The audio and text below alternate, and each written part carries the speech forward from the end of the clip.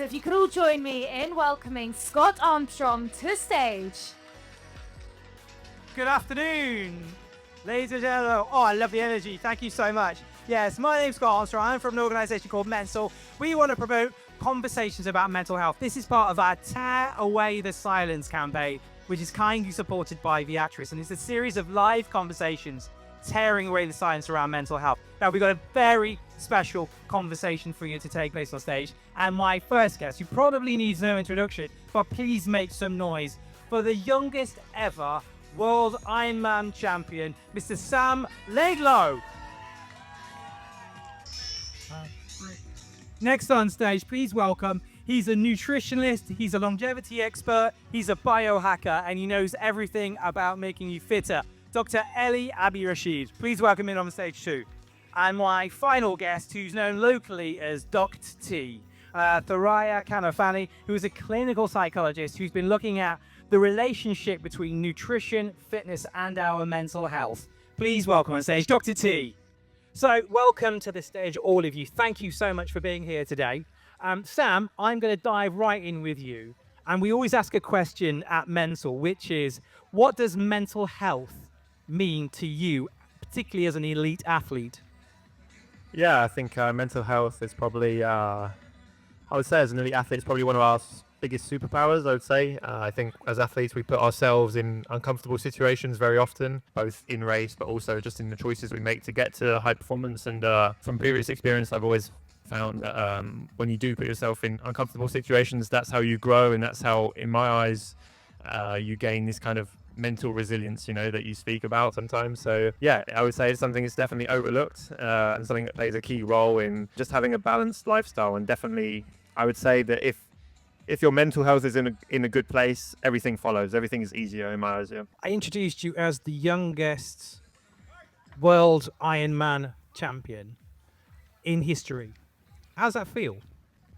Yeah, for a while when it happened, it felt pretty surreal because I was lucky enough to, from a very young age, I knew exactly what I wanted, and I had this dream, which was to become the youngest Ironman World Champion. And but I kind of just threw it out there, you know. I say that I would, and it kind of just became a thing, and then suddenly it happens, you know. And actually, for the first time ever, like, the high was very short-lived. I felt like the title came, and then just like a calendar, it came and then went, you know. And the day that day went, and so then suddenly, for the first time ever, I was waking up and not having a clear direction of where I was going to go, because in my head this dream was so big that I didn't know if I was going to achieve it, you know. I was going to do everything to achieve it, and then suddenly I was 24 and I've achieved it, and I'm like, okay, like, what's next? And that's when, for me, I realized that for me, the bigger goal I set, the less chance I have of getting there, because honestly it's much more enjoyable being en route to getting to achieving the journey rather than the destination. Than it is actually having it, you know. And you get the classic example of, like,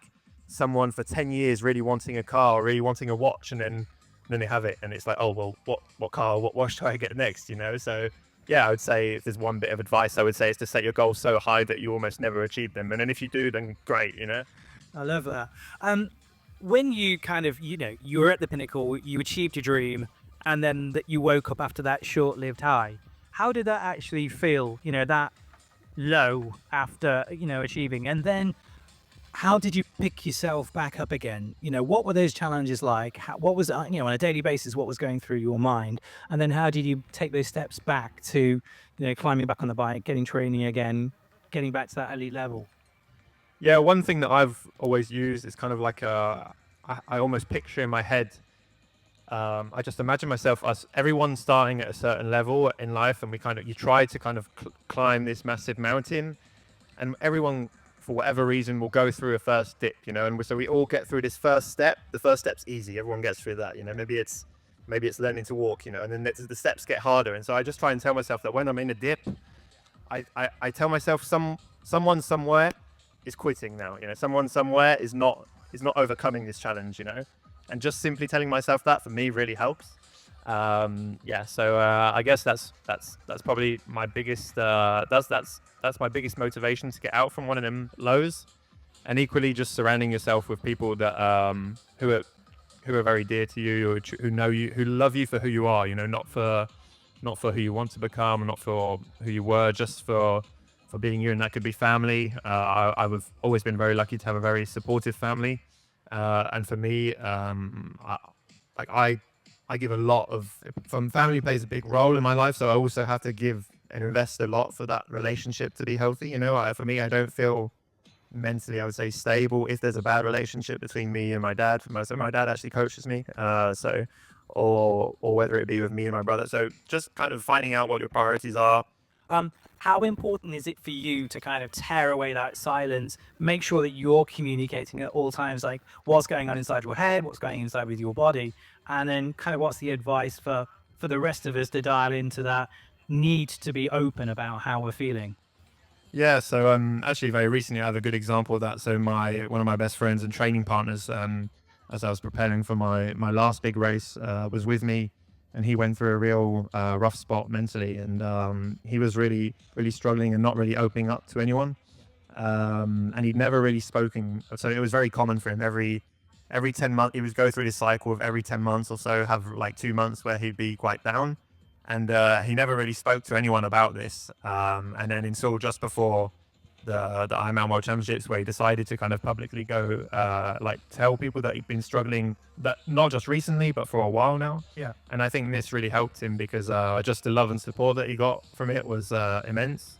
And he was worried that he didn't want to show weakness to his sponsors, to his fans. And but I don't think people will see it as a weakness. You know, I think as athletes, sometimes people think that we're like kind of superheroes and whatnot, but equally it's very important to be relatable and to be human, you know. And nowadays, obviously, it's even more difficult with social media and stuff to only see the tip of the iceberg, you know. But yeah, I mean, especially in high level performance and sport, it's a very up and down lifestyle. And so yeah, I would argue that it's very difficult to keep that stability, which generally keeps your also mental well-being when you have such a up and down career, you know, because I could just injure myself and next day not know if I'm going to be out for 6 months. It's very different to having a fixed salary over the year, you know. So yeah.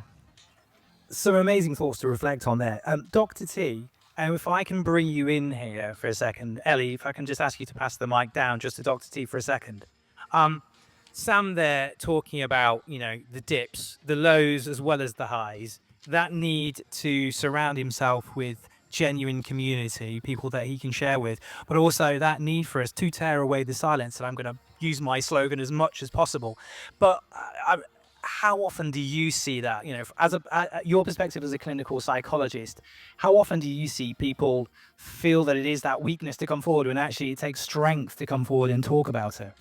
Actually, quite a bit. So what Sam was mentioning before is very common. Most people find it as a weakness to talk about what they're experiencing, where in fact, it actually requires far more courage to be able to talk to people and really be vulnerable and expose the emotions that you're experiencing in that moment or the emotions that you've been experiencing. And I think it not only requires quite a bit of courage, but it's something really to be very proud of, because it's not easy to talk about things. And most people usually, you know, will kind of tell you, you know, suck it up. It's not that big of a deal. You know, they'll dismiss and they'll minimize. So just having that courage to talk about it, to like open up, is really important. So we've talked in the past as well, and you've talked about that importance of fitness and nutrition, that link between exercise. I mean, at Mental, we always say all health is mental health and vice versa. How have you seen that, you know, that beneficial partnership between physical exercise and mental health? I think the term mental health is so misleading, because in reality, it is brain health more than anything. And brain is physical, which basically means that if we're trying to take care of our mental health, we need to take care of our body. We have to take care of our nervous system, make sure it's regulated. We have to take care of all of the other organs that work in tandem to make sure that we are feeling the way that we deserve to feel.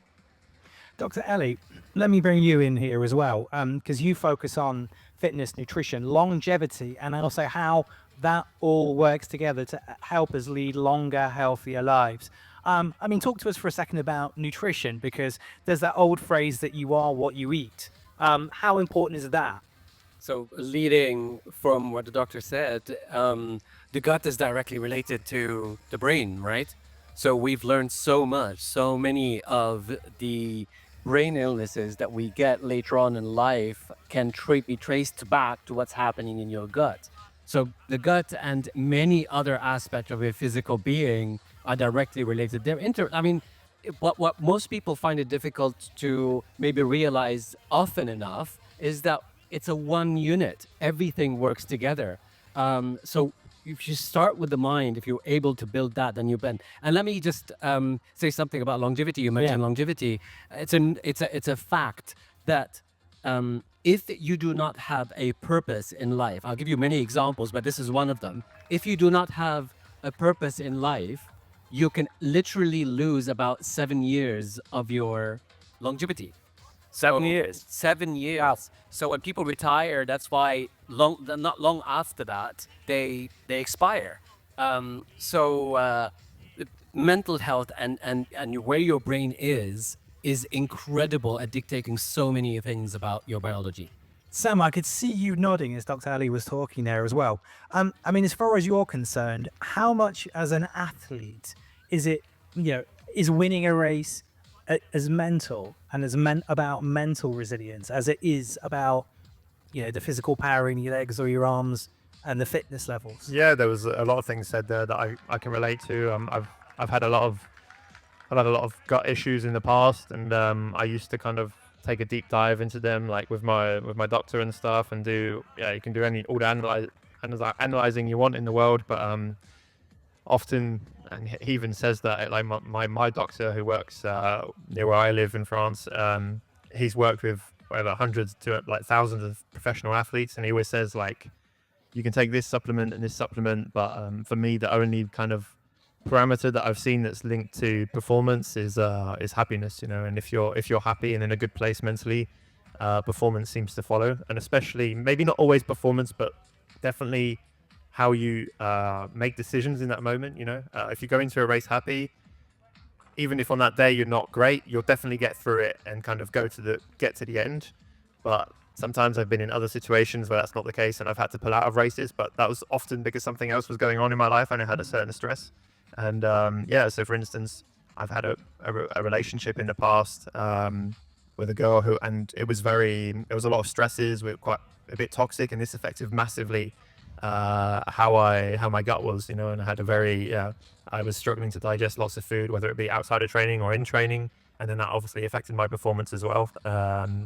It's so important to find that balance. I'm a big believer that to get anywhere in life takes a lot of time, a lot of consistency, and to have that consistency, you need to be well balanced, and obviously to be well balanced, you need to have a healthy body, and there's so many parameters there.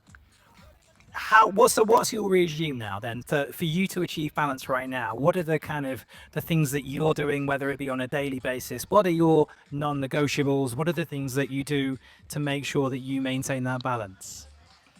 I guess there's been times in my career where I've almost been overly disciplined. I've been tried too hard to be almost too healthy, and again, this isn't healthy in a way, which is funny to say, but I guess it's like anything in life, too much isn't good, and you see some people that have a burnout from work, and for me, like the first year when I moved to long distance triathlon, I was so keen and eager to perform that I was being too strict on my diet, and I was training so much, and I was just too strict on myself, basically, and I'd lost the enjoyment factor out of it. So, and despite doing everything right, my performances weren't following. So it's equally, obviously it's important to sleep well, and to eat well, and to do exercise. But sometimes, it's also maybe the healthiest thing for you to do could also be to have a drink with your friends, or to go out and have a pizza or something, So. Because if you don't do that, if you feel like doing that and you limit it, you're going to get to a point where you eventually burn out and then probably eat pizza for 3 months. Yeah. So a little bit of what's bad for you sometimes is good for you. Yeah. I want to bring you in here, Dr. Elie, as well, because I know you've talked as well in the past about, Sam there spoke about sleep. So I'll bring you in just, you've been looking at the science around sleep. Tell us what your research tells us. Yeah, so sleep is, for me, is the number one thing that you should be prioritizing in your life. it spills into everything, especially when it comes to brain health. It was my daughter's 9th birthday yesterday, and she had a sleepover, and we had 10 kids in the house. So I really feel that today. So, I mean, we all have those. We all had those nights. Is that what you need to really strive for, is not to have them two and consecutively? Like, prioritize it. Prioritize it. I mean, sometimes life happens, right? But overall, and it's not a single unit. It's a sum, right? So in general, if you could describe your sleep as good, that's okay. So don't let perfect be the enemy of good. So you get it. Dr. T, I want to bring you as well, because I could see you were nodding both when Dr. Elie was talking and also when Sam was talking. Do we put too much pressure ourselves? Because obviously we go into, and this is an elite athlete. I mean, the youngest world Ironman champion in history. And he's saying, can't train all the time. Well, I agree. I think it's important. And pizza is my favorite meal. So I would agree that sometimes Other foodstuffs are available just for legal purposes. So engaging in some form of moderation, I think, and I think Dr. Elie would probably agree with me, is very important, because the reality is that although we're trying to, create the best version of ourselves, we have exercise, sleep, food, and some form of somatic work, which is like breathing and sorts of stuff like that. So everything, if we can create a great moderation, create a system within ourselves that experience life in the best way possible, this is how we're supporting our mental health and our brain health and our body as well. So I think it's important to kind of look at things from a very balanced perspective rather than trying to be the best that we can all the time. Sam, I'm going to come back to you, just because we've got a crowd of people here who are here to watch these elite athletes. So they'll be resonating with your story as an elite athlete. But, you're in, 2/3 of the way on the run, having done an incredible swim, an incredible distance on the bike, and then you're 2/3 into the run. Things are beginning to hurt. How do you dig deep? What's that mental challenge like? And how do you keep yourself moving? Because it feels like it's a bit of a metaphor for life. When things are challenging and you're in that extreme discomfort zone, how do you keep going? How do you push yourself further? Yeah, I don't like kind of to talk about kind of too much how tough it is, that the moments we go through and stuff, because yes, we're pushing our bodies, and over time, I mean, it's our job as professional athletes, so we get. You're also sickeningly young, so that helps. Yeah. So as I said, like, it's our job and we're very trained at doing that, but it's no harder than someone who, I don't know, there's much harder things in life, as if you lose a family member or you have stresses from work, or they're different pains, but they're pains nonetheless. But one thing that I always try to tell myself, I often tell myself this phrase in hard moments. I tell myself, like, suffer now and live the rest of your life as a champion, and again, I remind myself that every time you put yourself in an uncomfortable situation, you kind of exponentially grow from that situation, I feel, and the more uncomfortable that situation is, the more you learn, and that can not just come from the pain in the moment, but it could also come from a bad result, and for instance, if I've just come off of one of my worst races and come 18th to the World Championships, and for me, this was, I'm not going to say it was destiny, but this happened and this is fine, and I took a lot more away from that, and equally now I still get to chase and chase that go after that dream that I was talking about before. So I'm devastated not to have won my previous race, but I'm just as happy chasing the dream. Yeah. Dr. Z, I can see you nodding there as well. Like that whole thing that, we often, was it Matthew McConaughey talks about green lights and red lights. Sometimes when everything's going well, we don't learn as many lessons as when things go wrong. What did Sam say there that resonated for you? Well, I think, it's part of therapy as well. So in clinic with all of my clients, the best way and the catalyst for change is frustration.